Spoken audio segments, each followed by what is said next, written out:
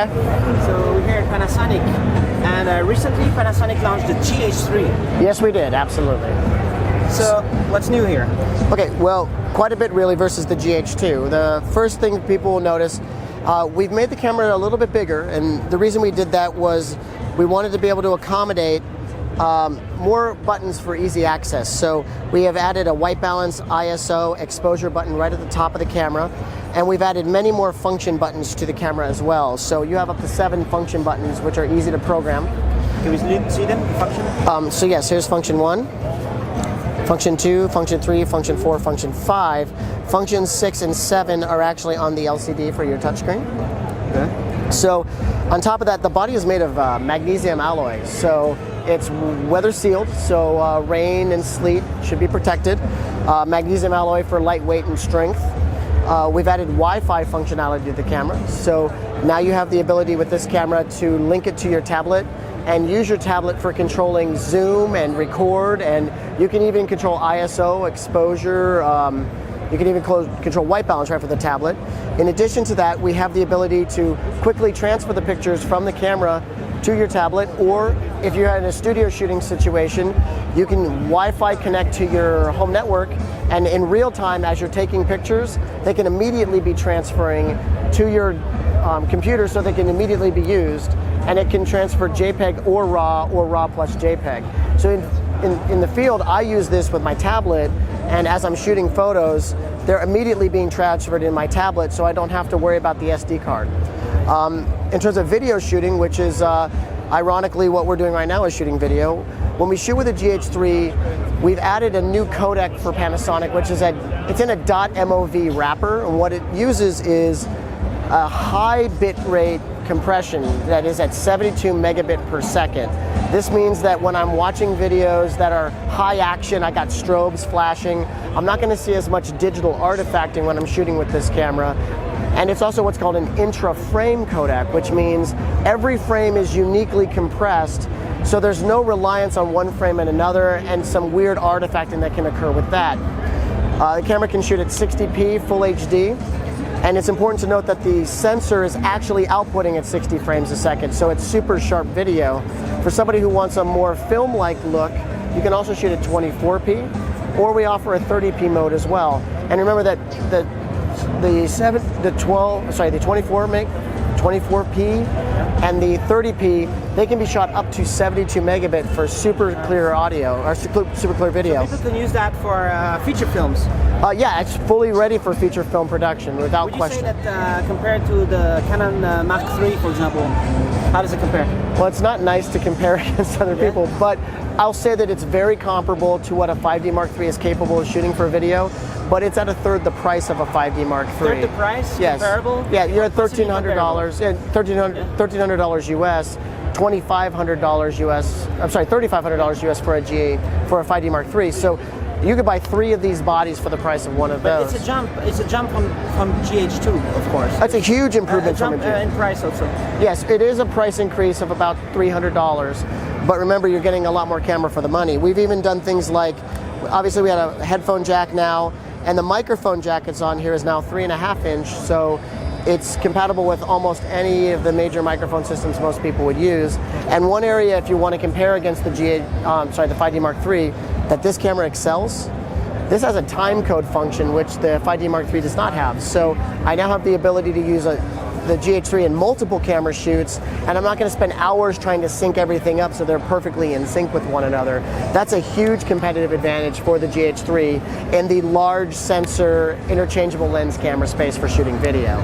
So how's the hardware in there different from the GH2? What happens in the chips or the PCB? Okay. Is there a new processor somehow? Yes, this is a new 16 megapixel sensor. It's a completely different sensor from the original GH2.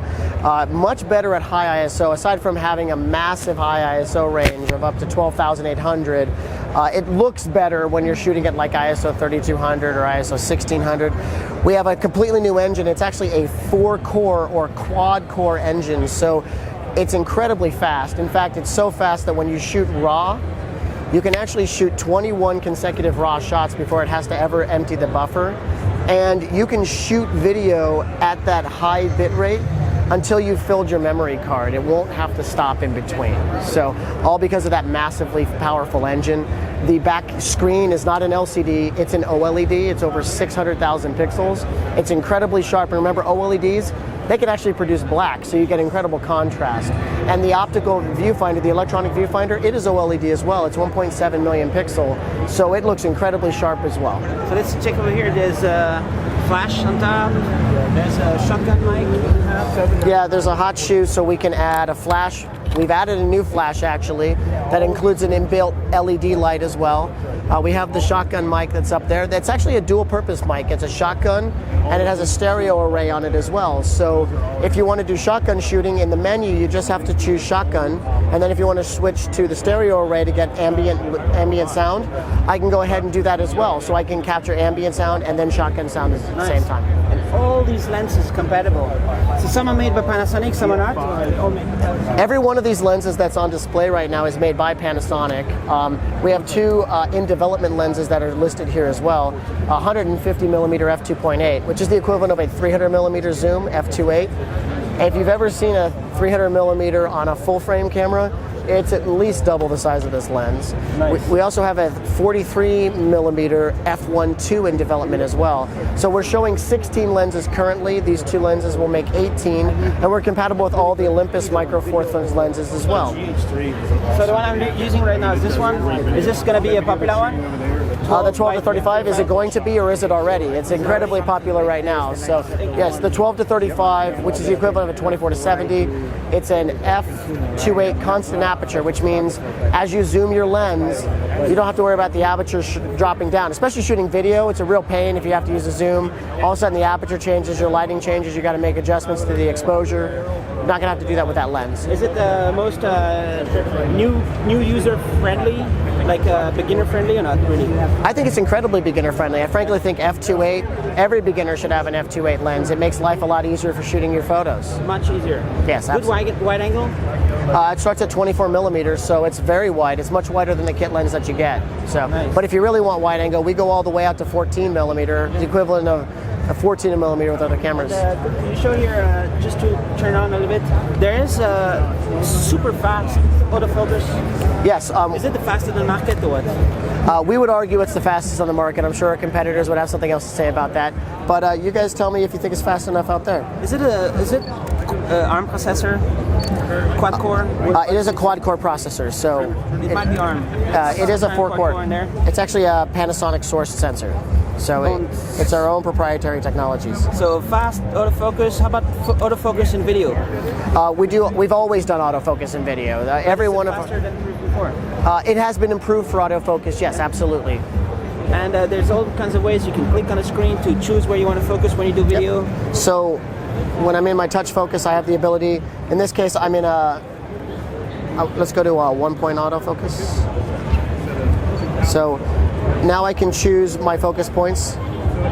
I also have the ability to, as I focus, have the camera. Let me pull something out of focus really quick. When I hit focus, it automatically takes the picture at the same time. So it autofocuses and then shoots, so I don't have to bother hitting the shutter button. We have our controls for things like if I want to use my histogram, I can go ahead and pull that up. Function 6 is my level gauge, so I know if I'm perfectly level or not. When it's green, I'm level. Interesting. So I'm going to know if my shots are level or not. Wi-Fi is right up there. So lots of options, lots of ways to control the camera right from this. And it makes playback easy. In fact, this is going to be a bestseller for sure. That's the goal. How is the interest right now? Very high. Actually, we can't get enough of them. We're sold out. Totally sold out? Yep. And we've also gone to a capacitive touchscreen, so it's much more responsive than the GH2 was. Very quick, very easy to work with. For videos, no? Oh, well, we don't rate the battery life for video, but battery life for stills is over 500 shots. And if you need more, we offer a battery grip, so you can add an extra battery, double that life. Battery grip adds about this much size to it. And if you're a pro shooter, oftentimes it's nice to add that battery grip because it makes the GH3 look like a real pro's camera. Sometimes people think if the camera's a little too small, they're not going to be taken seriously. Add the battery grip, I promise you, no one's going to question your credentials as a professional photographer. Peut-être, mais on apprend à se connaître. Je me révèle petit à petit. Et parfois, ce n'est pas à mon avantage, certes. Mais j'aime trop dans un sens sortir ou avoir ma propre vie, ma propre indépendance.